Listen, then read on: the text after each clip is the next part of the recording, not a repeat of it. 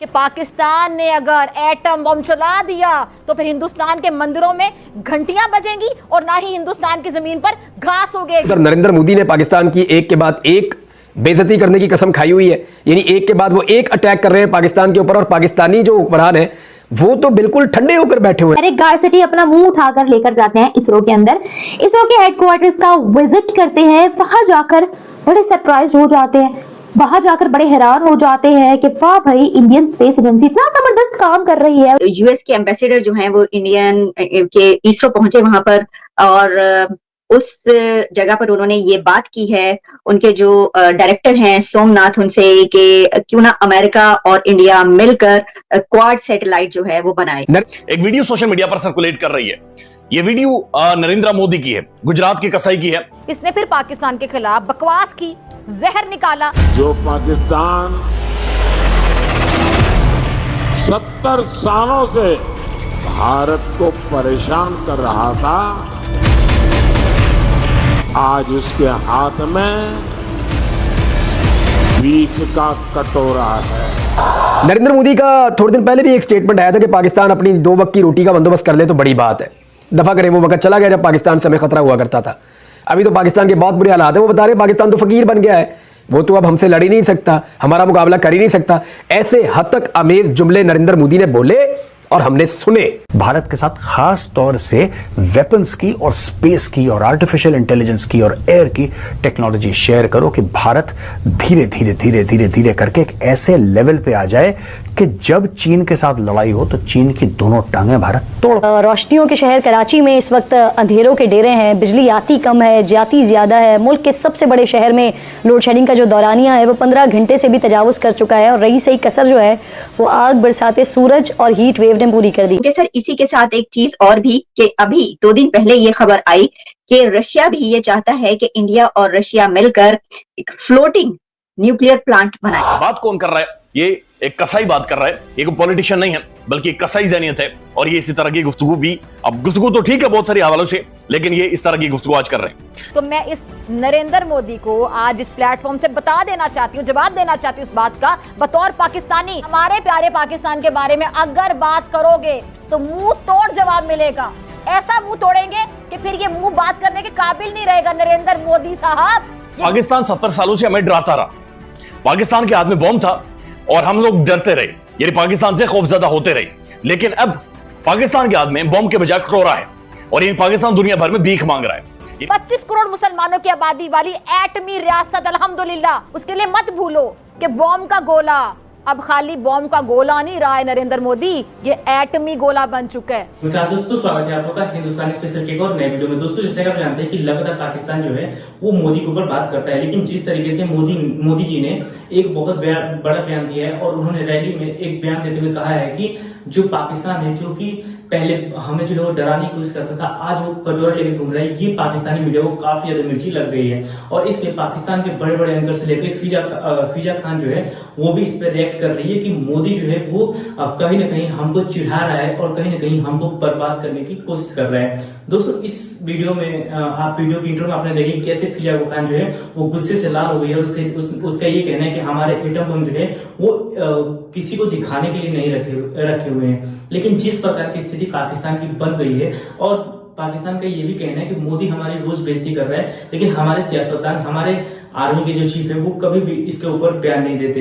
दोस्तों पाकिस्तानी मीडिया जो है वो बहुत बड़ी बड़ी बातें कर रही है, और उसका ये कहना है कि हमें भारत को और मोदी को जवाब देना चाहिए, जिसमें कि फिजा खान भी जो है वो शामिल है। और उसका ये कहना है कि मोदी जी जो है वो चाय बेचते हैं, और उनकी सोच जो है वो इस प्रकार की है, मतलब इस प्रकार की तर्कहीन बातें जो है वो फिजा खान कर रही है, और साथ साथ पाकिस्तानी मीडिया भी कर रही है। तो चलिए वीडियो में चलते हैं और देखते हैं पाकिस्तानी मीडिया कैसे इस बयान के ऊपर कि पहले जो है वो पाकिस्तान हमें डराता था और आज पाकिस्तान जो है वो कटोरा लेके घूम रहा है, इस पे कैसे पाकिस्तानी मीडिया डरी हुई है और बोल रही है कि मोदी हमारी डेली रोज बेइज्जती कर रहा है। लेकिन इसे ये पता है कि भारत के इलेक्शंस में पाकिस्तान मुखालिफ बयानात का चूरन जो है ना, मंचन बहुत ज्यादा बिकता है, इसीलिए पाकिस्तान के खिलाफ खूब बकबक करता है। और इस बार ये जो आप देख लें कि हरियाणा में इलेक्शन रैली से खिताब करते हुए इसने फिर पाकिस्तान के खिलाफ बकवास की, जहर निकाला। कहना यह था कि पाकिस्तान के हाथ में 70 साल से बॉम्ब का गोला होता था और अब कशकोल होता है। तो मैं इस नरेंद्र मोदी को आज इस प्लेटफॉर्म से बता देना चाहती हूँ, जवाब देना चाहती हूँ इस बात का बतौर पाकिस्तानी, कि पाकिस्तान के बारे में जब भी बात करें तो जुबान संभाल कर बात करें, क्योंकि तुम्हारा ये टुक टुक करता नाम नेहाद शाइनिंग इंडिया नहीं है, बल्कि बर्निंग इंडिया कहना चाहिए। शाइनिंग इंडिया कहते हो जहां तुम्हारी बकवासियात को भाषण समझा जाता है। हमारे प्यारे पाकिस्तान के बारे में अगर बात करोगे तो मुंह तोड़ जवाब मिलेगा।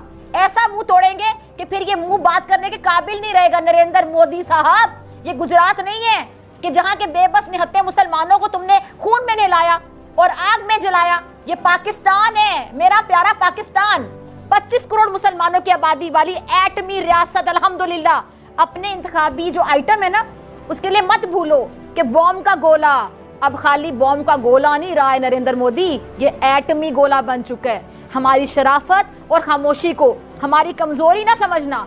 अगर पाकिस्तान ने बॉम्ब का ये गोला चला दिया ना, तो मोदी जी फिर आपकी सारी नोटंकियां 1 सेकंड में, बल्कि नैनो सेकंड्स में खत्म हो जाएंगी। एक जुमला बार बार बोला जाता है और हकीकत भी यही है कि पाकिस्तान ने अगर एटम बम चला दिया तो फिर हिंदुस्तान के मंदिरों में घंटियां बजेंगी और ना ही हिंदुस्तान की जमीन पर घास उगेगी। इसलिए ये ताने हमें ना दिया करो, क्योंकि हमें तुम्हारी जात और औकात का अच्छे से पता है। जब औकात से बड़ी चीज मिल जाती है ना, तो हजम करना जरा मुश्किल हो जाता है। ये मोदी का यही मामला है। अपनी औकात ये शायद नहीं भूला, मेरे ख्याल से भूलना भी नहीं चाहिए ना, क्योंकि दुनिया जानती है कि तुम चाय बेचने वाले हो और तुम्हें भी अपनी औकात पता है, तभी तो तुम इस तरह की हरकतें करते हो। धौंस धमकी फ्रॉड इंतहा पसंदी की सीढ़ी पर चढ़कर तुम इक्तदार पर पहुंच गए, लेकिन तुम्हारी सोच, तुम्हारे करतूत दोनों ही अभी भी चाय की पत्ती की तरह का। तो ये जो है ये स्पेस टेक्नोलॉजी की सेंचुरी है और इसमें इंडिया काफी हद तक जो है उसने तरक्की कर ली है and they are working on it. लेकिन इन द पास्ट रशिया से उन्होंने काफी हेल्प ली थी अपने प्रोग्राम को डेवलप करने के लिए। अभी उनका प्रोग्राम काफी हद तक डेवलप हो गया है। That's why US has come in actually कि वो इस डेवलप्ड जो प्रोग्राम है इससे फायदा उठा ले। एक्चुअली इसमें यूएस का फायदा है बहुत ज्यादा, तो इसी वजह से ये कोलैबोरेट कर रहे हैं एक दूसरे के साथ and it's really good for India and it's really good for the region actually. So लेकिन अगर आप स्पेस टेक्नोलॉजी को देखें तो उसमें जितने भी रॉ मटेरियल इस्तेमाल होती हैं वो ज्यादातर कहीं और से आती हैं। इसी वजह से लोग जो हैं वो ट्रेड कर रहे हैं और लोग एक दूसरे के साथ कोलैबोरेट कर रहे हैं कि एक मुल्क से रॉ मटेरियल आ जाए, दूसरे मुल्क से टेक्नोलॉजी और स्किल्ड लेबर आ जाए और वो जो है वो एक दूसरे के साथ कोलैबोरेट कर लें। स्पेस टेक्नोलॉजी जरूरी इस वजह से है कि मतलब चांद पे जो है वो तो इंसान 50 साल पहले गए थे, तो चांद पे जाना जो है स्पेशली इन इटसेल्फ ये कोई बहुत बड़ी बात नहीं है, ठीक है ना, क्योंकि इस वक्त जो है वो नासा पूरे जो सोलर सिस्टम है उसमें अपने जो सैटेलाइट्स हैं वो भिजवा रही है, अपने रोबोट्स भिजवा रही है, तो ये इतनी बड़ी बात नहीं है। लेकिन इसमें ये होता है कि जब आप स्पेस टेक्नोलॉजी पे आप फोकस करते हैं तो इससे बहुत ज्यादा इनोवेशन आती है, इससे एक नया जो एक जनरेशन है नई साइंटिस्ट का वो डेवलप होता है। तो इसी वजह से क्योंकि लोग इससे बहुत ज्यादा इंस्पायर होते हैं, ठीक है। आपने चंद्रयान 3 का जो लॉन्च था वो आपने देखा कि सारे इंडियंस जो है वो they were sticking to their TV channels actually, बल्कि पूरे रीजन में लोग उसको देख रहे थे। तो उससे ये है कि नया जो क्रॉप है साइंटिस्ट का वो इससे इंस्पायर होते हैं और इसी वजह से ये बहुत ज्यादा जरूरी है। तो इंडिया के लिए डेफिनेटली ये बहुत अच्छी बात है और आई एम हैप्पी कि इंडियन साइंटिस्ट जो हैं वो यूएस साइंटिस्ट के साथ कोलैबोरेट कर रहे हैं, रशियन साइंटिस्ट के साथ कोलैबोरेट कर रहे हैं और इनमें मतलब जाहिर है ज्यादातर फायदा तो वो इंडिया का भी होगा, लेकिन साथ में जो भी कंट्रीज कोलैबोरेट कर रही हैं उनका फायदा होगा। और तो दोस्तों जैसे आपने इस वीडियो में देखा कि जो फिजा खान है वो कितने ज्यादा गुस्से में है और उसका वो जो है वो मोदी जी के इस बयान को लेके वो बहुत निचली तरीके की बात करते हैं। दोस्तों फिजा खान की अगर हम बात करें तो फिजा खान का काम ही है, फिजा खान का जो एक पाकिस्तान में जो एक एंकर के रूप में जो उसकी पॉपुलैरिटी है वो यही है कि वो इंडिया के खिलाफ और मोदी जी के हिंदुओं के खिलाफ बहुत बुरी बुरी बातें करती है और वो जो है वो इस वीडियो में भी देखा, जैसे कि आपने देखा कि कैसे बड़ी बड़ी बातें कर रही है। दोस्तों पाकिस्तानी कुछ भी कर ले, पाकिस्तानियों को तो ये बात बिल्कुल अच्छे से पता है, वो घर में जाके ये जरूर सोचते होंगे कि हम जो टीवी पे जाके मोदी के खिलाफ भारत के खिलाफ बड़ी बड़ी बातें करते हैं, वास्तव में मोदी ने उतना बड़ा काम किया। दोस्तों जो फिजा खान कह रही है कि मोदी चाय बेचता था, उसकी औकात क्या है, उसको क्या पता है कि कैसे क्या करना है, वही मोदी जो है वो इंडिया की 10 से 5 पे जो है वो इकोनॉमी लेके चलाया और वही मोदी जो है वो आज भारत के लिए इतने तरक्की करवा रहा है। लेकिन क्योंकि पाकिस्तानियों को जो है वो भारत के खिलाफ बोलना है और बहुत बुरी बुरी बातें करनी है तो वो इस प्रकार की बात करेंगे ही। लेकिन पाकिस्तानी मीडिया को भी ये बात पता है और खुद पाकिस्तान की पब्लिक भी अब ये बात कहती है कि हमें जो है वो अगर इकोनॉमी को सुधारना है तो हमें भी मोदी जैसा सख्त लीडर चाहिए जो कि देश के सामने, जो किसी भी देश के सामने, अमेरिका जैसे बड़े सुपर पावर के सामने जो है वो आंख से आंख मिला के बात कर सके।